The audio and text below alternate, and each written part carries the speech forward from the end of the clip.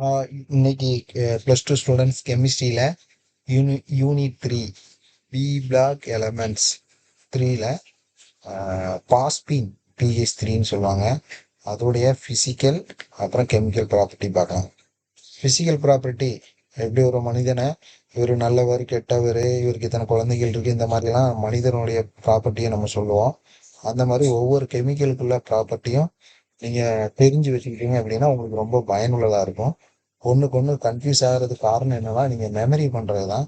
Memory பண்ணாமல் அந்தந்த character வைஸாகவே புரிஞ்சுக்கொள்ளுங்க. நீங்கள் நிறைய ஃப்ரெண்ட்ஸ் இருக்கும்போது ஒவ்வொரு ஃப்ரெண்ட்ஸுக்குள்ள கேரக்டர் எப்படி புரிஞ்சுக்கிறீங்களோ அதே மாதிரி கெமிக்கல்ஸையும் நீங்கள் புரிஞ்சுக்க முயற்சி பண்ணீங்கன்னா உங்களுக்கு எளிமையாக இருக்கும். இப்போ இது பாஸ்பீன். ஸோ இது வந்து கலர்லெஸ் தான், பாய்சனஸ் கேஸ். ஞாபகம் வச்சுக்கிடுங்க, இந்த கேஸ் வந்து ரொம்ப பாய்சனஸ். ராட்டன் ஃபிஷ் ஸ்மெல் வரும். ஸோ அழுகிய மீனோடைய நாற்றம் அடிக்கும் இது. வாட்டரில் வந்து ரொம்ப ஸ்லைட்டாக தான் கரையும், slightly soluble in water. Litmus test பண்ணோம். லிட்மஸ் டெஸ்ட்னா என்னன்னு தெரியும்? Litmus paper. அதை வந்து உங்களுக்கு எந்த சொல்யூஷன்னு டெஸ்ட் பண்ணணுமோ அதில் டிப் பண்ணிங்கன்னா, டிப்புனா அதில் நினச்சிங்கன்னா ஆசிட்டாக இருந்தால் ரெட் ஆகவும், பேசிக்காக இருந்தால் ப்ளூ ஆகவும், நியூட்ரலாக இருந்தால் எந்த சேஞ்சுமே நடக்காது. ஸோ இங்கே பாஸ்பீனில் அதான் காட்டுது. லிட்மஸ் டெஸ்ட்டில் நியூட்ரலாக இருக்குது. அதே நேரத்தில் இட் கண்டென்சஸ், இதை கண்டென்ஸ் பண்ணிங்கன்னா ஒரு கலர்லெஸ் லிக்யூடை கொடுக்கும். எந்த டிகிரினா 188 கெல்வின். அப்போ இதை டிகிரி செல்சியஸாக மாற்றணும் அப்படின்னா -273 போடணும். அப்போ ரொம்ப நெகட்டிவில் நீங்கள் இதை கண்டென்ஸ் பண்ணுறதுக்கு வந்து டெம்பரேச்சர் தேவைப்படும், அதாவது கூலிங், அவ்வளோ கூல் பண்ணணும். அதே நேரத்தில் ஃப்ரீஸ் பண்ணீங்க அப்படின்னா சாலிடாக மாறிடும், 139.5 கெல்வின். ஸோ இதோடைய லிக்யூட் பாயிண்ட்டு இதோடைய ஃப்ரீசிங் பாயிண்ட் ரெண்டுமே தெரிஞ்சு வச்சுக்கிடுங்க. அடுத்தது கெமிக்கல் ப்ராப்பர்ட்டி. முதல்ல தெர்மல் ஸ்டெபிலிட்டி. தெர்மல் ஸ்டெபிலிட்டி அப்படின்னா முதல்ல அந்த பாஸ்பீனை ஹீட் பண்ணால் என்ன ஆகும்? தெர்மல் அப்படிங்கிறது ஹீட்டு. பாஸ்பீன் வந்து டிகாம்போஸ் ஆகும். டிகாம்போஸ்னா பிரியும் இன்டு எலமெண்ட்ஸ். அதோட எலமெண்ட்ஸ் என்ன? பாஸ்பீனில் என்னென்ன எலமெண்ட்ஸ்லாம் இருக்குது? பாஸ்பரஸ் இருக்குது, ஹைட்ரஜன் இருக்குது, அவ்வளோதான். அப்போ அதோட எலமெண்ட்ஸாக பிரியும் when heated in the absence of air. ஆனால் கண்டிஷன், நீங்கள் ஹீட் பண்ணும்போது ஏர் இல்லாமல் ஹீட் பண்ணணும் at 317 kelvin.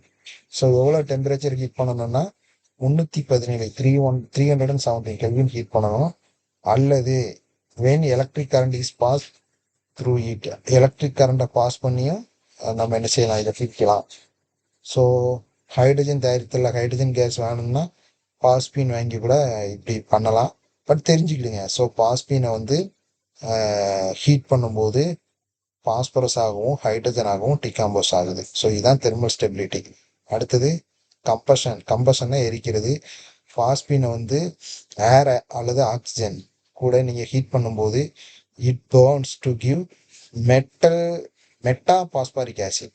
Ortho phosphoric acid தான் இது வரைக்கும் பார்த்துட்டு இருந்தோம். ஆனால் பாஸ்பீன் எடுத்து நீங்கள் ஏர் அல்லது ஆக்சிஜன் கூட ஹீட் பண்ணும்போது பாஸ்பரஸ் பென்டாக்சைடு கிடைக்கி, அல்லது மெட்டா பாஸ்பாரிக் ஆசிட்னு சொல்லுவாங்க. ஸோ இது P2O5 கூட இன்னொன்று இருக்குது, சரிங்களா? மெட்டா பாஸ்பாரிக் ஆசிட் கிடைக்குது, இங்கே இருக்குது கீழே. ஸோ திரும்பவும் அந்த மெட்டா பாஸ்பாரிக் ஆசிட் வாட்டர் கூட ரியாக்ட் ஆகி மெட்டா பாஸ்பாரிக் ஆசிட் கிடைக்கும். ரெண்டு ரியாக்ஷன், இது டபுள் ரியாக்ஷன். ஸோ ரொம்ப சிம்பிளாக ஞாபகம்னா, பாஸ்பீன் எடுத்து ஆக்சிஜன் கூட சேர்ந்து அல்லது ஏர் கூட சேர்ந்து ஹீட் பண்ணிங்கன்னா மெட்டா பாஸ்பாரிக் ஆசிட் கிடைக்கும். அதோடைய ஃபார்முலா HPO3. அடுத்தது பேசிக் இன் நேச்சர். பேசிக் அப்படின்னா நம்ம அசிடிக் பேசிக்னு பார்த்தோம். இதில் பாஸ்பீன் வந்து பேசிக்காக தான் இருக்கும், ஆனால் ரொம்ப வீக்லி பேசிக். எதை வச்சு சொல்கிறாங்க? It forms phosphonium salt and halogen acid. So weakly basic அப்படிங்கிறது அது எப்படி ரியாக்ஷன் ஆகுது அப்படிங்கிறத பொறுத்து தான். இப்போ பாஸ்பீன் வந்து ஹைட்ரஜன் அயோடைடு கூட ரியாக்ட் ஆகி பாஸ்போனியம் அயோடைடு கிடைக்கி. அதே நேரத்தில் அந்த பாஸ்போனியம் அயோடைடை எடுத்து ஹீட் பண்ண அப்படின்னா நமக்கு பாஸ்பீன் கிடைக்கி, சரிங்களா? It react with halogen. Halogen கூட ரியாக்ட் ஆகி பாஸ்பரஸ் பென்டா ஹேலைடு வருது. இங்கே ஹேலஜனுங்கிறதுல குளோரின் குரோமின் அயோடைடு வரும். இங்கே குளோரின் எடுத்திருக்கிறாங்க, போடும்போது பாஸ்பரஸ் பென்டா குளோரைடு வருது. Reducing property. ஸோ இது வந்து ஒரு ரெடியூசிங் ஏஜென்ட் தான். பாஸ்பீன் வந்து precipitate some metal as phosphide from their salt solution. So இப்போ வந்து சில்வர் நைட்ரேட் சால்ட் சொல்யூஷன் இருக்குது. அது கூட பாஸ்பீன் போட்டீங்க அப்படின்னா சில்வர் பாஸ்பைட் அப்படிங்கிற ப்ரிசிபிடேட் வரும். ஸோ இது வந்து ரெடியூஸ் ஆகுது.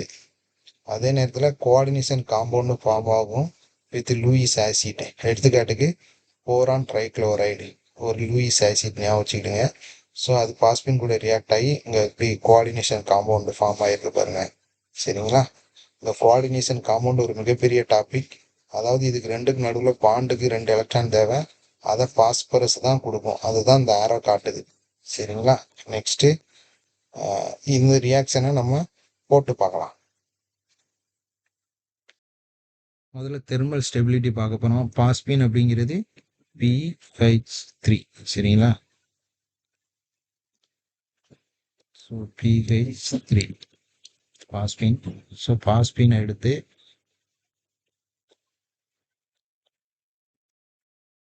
ஹீட் பண்ணும்போது தெர்மல் ஸ்டெபிலிட்டி அப்படின்னா ஹீட் பண்ணுறோம். ஹீட் பண்ணும்போது கரஸ்பாண்டிங் எலமெண்ட்ஸ் அப்படின்னா இங்கே என்ன எலமெண்ட்ஸ்லாம் இருக்குது? ஒன்று பாஸ்பரஸ் இருக்குது, இன்னொன்று ஹைட்ரஜன் இருக்குது. இது கிடச்சிரும். பாஸ்பரஸுங்கிறது P4, ஹைட்ரஜனுங்கிறது H2. ஸோ இது பேலன்ஸ் பண்ணுறதுக்கு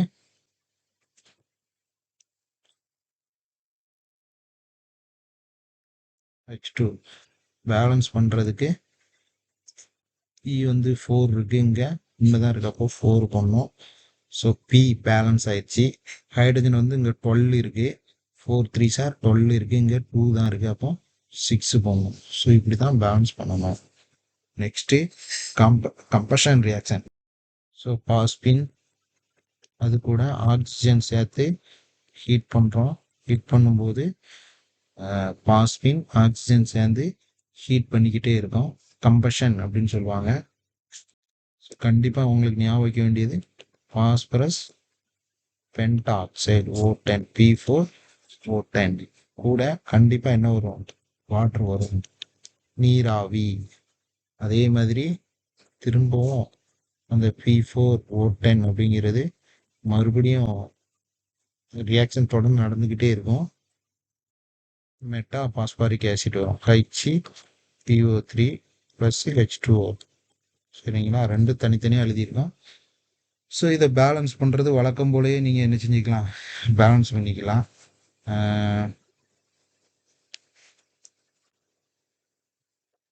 இப்போ இங்கே P1 இருக்குது, இங்கே 4 இருக்குது. அப்போ 4 போகலாம். பாஸ்பரஸ் பேலன்ஸ் ஆயிடுச்சு. அடுத்தது ஹைட்ரஜன் வந்து பார்த்தீங்கன்னா 4 3s 12 இருக்குது, இங்கே 2 தான் இருக்குது. அப்போ 6 போட்டுருங்க, 12 ஆயிரும். அதே நேரத்தில் ஆக்சிஜன் பாருங்கள், இங்கே 10 16 இருக்குது. அப்போ இங்கே 8 போடுங்க. அவ்வளோதான், பேலன்ஸ் ஆயிடுச்சு. ஸோ இதே மாதிரி நீங்கள் பேலன்ஸ் பண்ணிடுங்க ஒவ்வொன்றையும். நெக்ஸ்ட்டு வந்து அதே பாஸ்பின் தான். இங்கே ஹாலஜன் ஆசிட்ஸ்னு ஒரு வேர்டு யூஸ் பண்ணிடுவாங்க. அது என்னலாம் அப்படின்னா HCl, HI, HBr அப்படின்னு வர்ற எல்லாமே ஹாலஜன் ஆசிட்ஸ். ஸோ இதில் இவங்க HI எடுத்திருக்காங்க. ஸோ HI கூட போடும்போது PH4I அப்படின்னு ஃபார்ம் ஆகும். எல்லாம் சேர்ந்துருது, அவ்வளோதான். அடிஷன் ரியாக்ஷன் மாதிரி மறுபடியும் இந்த PH4I வந்து என்னவா மாறுது? ஹீட் பண்ணும்போது ஹீட் பண்ணுறோம். ஸோ இது கூட வாட்ரு வரும். ஆக்சுவலாக H2O + H2O போட்டு ஹீட் பண்ணிங்கன்னா பாஸ்பின் வரும். கூட ஹைட்ரோனியம் அயான் H3O + I- அப்படின்னு வரும். ஸோ ரியாக்ஷன் நல்லா ஞாபகம் வச்சுக்கிடுங்க. ஸோ இதுதான் பேசிக் இன் நேச்சர். இந்த ஹாலஜன் ஆசிட் ஞாபகம் வச்சுக்கோங்க. ரெடியூசிங் ப்ராப்பர்ட்டியில் ஒரு மெட்டல் சால்ட்டு, மெட்டல் அப்படின்னோடனே இவங்க சில்வர் நைட்ரேட் எடுத்திருக்காங்க. இது கூட பாஸ்பின் போட்டோம் அப்படின்னா என்ன நடக்கும்? Ag3P. பாஸ்பரஸுக்கு வேலன்சி 3, அதை இங்கேயும், சில்வருக்கு வேலன்சி 1, அதை இங்கேயும் போடணும். ப்ளஸ் மீதி என்ன இருக்குது? HNO3 ஃபார்ம் ஆகும். ஸோ இதுதான் ரெடியூஸ் ஆகுது. ரெடியூஸ்னால் பார்த்தீங்கன்னா இதில் ஆக்சிஜனே இல்லை. ஸோ ரிமூவல் ஆஃப் ஆக்சிஜன் தான் ரிடக்ஷன். ஸோ இந்த இடத்துல ஆக்சிஜனே இல்லை, அப்போ மெட்டல் பாஸ்பைடு வந்து ஃபார்ம் ஆகுது. அதே நேரத்தில் இதில் முக்கியம் லூயிஸ் ஆசிட்னு சொல்லுவாங்க, PCl3. இது கூட பாஸ்பின் போடும்போது ஸ்ட்ரக்சர் இது ரெண்டுத்தையும் சேர்த்து எழுதணும். PCl3 PH3 ரெண்டுத்துக்குள்ள பாண்டுக்குள்ள எலக்ட்ரானை இதுதான் கொடுக்கும். அதனால் இப்படி போடணும். கீழே எழுதி காட்டுறேன். PCl3 PH3 இங்கே 2 எலக்ட்ரான் இருக்கும். இந்த பாண்டுக்கு தேவையான இதான் கொடுக்கும். ஸோ இதுதான் மெட்டாலிக் பாண்டுன்னு சொல்லுவாங்க. ஸோ இது கோஆர்டினேஷன் காம்பவுண்டை ஃபார்ம் பண்ணும். கோஆர்டினேஷன் காம்பவுண்டுக்கு எக்ஸாம்பிள் தெரிஞ்சுக்கிடுங்க. அப்புறம் இதோடைய ஸ்ட்ரக்சர் பாஸ்பீன் வந்து sp3 ஹைபிரிடைஸ் அப்படின்னா ஒரு எஸ் 3 p ஆர்பிட்டால் சேரதான் sp3. இதில் பாஸ்பீனில் உள்ள பாஸ்பரஸ், ஏன்னா பாஸ்பீன்னா PH3 இல்லையா, PH3ன்னு சொல்லுவோம். ஸோ இந்த P தான் sp3 ஹைபிரிடைசேஷன். sp3 அப்படின்னா ஒரு s ஆர்பிட்டாலும் 3 p ஆர்பிட்டாலும் பாண்டிங் இன்வால்வ் ஆகுறது. இந்த 3 ஆர்பிட்டால் வந்து occupied by bond pair and 4 corner is occupied by lone pair electron. So இதுக்கு மீனிங் தெரியணும். இந்த ஸ்ட்ரக்சரை பார்த்தாலே தெரியும். இதில் 3 ஆர்பிட்டல் ஆக்குபைட் பை பாண்ட் பேர். இந்த ஹைட்ரஜன் பாண்ட் இருக்குல்லையா, இதுதான் பாண்ட் பேர். இதுதான் lone pair. Hence bond angle வந்து 93.5. இந்த பாண்ட் ஆங்கிள் இருக்கு இல்லையா, அது 93.5 ஞாபகம் வச்சுக்கிடுங்க. ஸோ இதுதான் ஸ்ட்ரக்சர், இதோட ஸ்ட்ரக்சர். அப்புறம் யூசஸ் என்ன அப்படின்னா ரொம்ப ரொம்ப முக்கியம். 3 மார்க்ஸோ 5 மார்க்ஸில் சப்டிவிஷனாவோ கேட்கலாம். பாஸ்பீன் வந்து producing smoke screen as it gives large smokes. ரொம்ப பெரிய ஸ்மோக்ஸை உண்டு பண்ணும். இப்போ ஷிப்பில் வந்து pierced container with mixture of calcium carbide and calcium phosphide. Calcium கார்பைட்னா CaC2, கால்சியம் பாஸ்பைட்னா CaP2. இது பாஸ்பீன் அண்ட் அசிட்டிலின் கூட சேர்ந்து ரியாக்ட் ஆகும். எடுத்துக்காட்டுக்கு இது பியூர்ஸ்ட் கண்டெய்னர் அப்படிங்கிறது நீங்கள் லஞ்ச் பாக்ஸ் மாதிரி கற்பனை பண்ணிக்கிடுங்க. எளிதில் உடையிற மாதிரி இருக்கும்.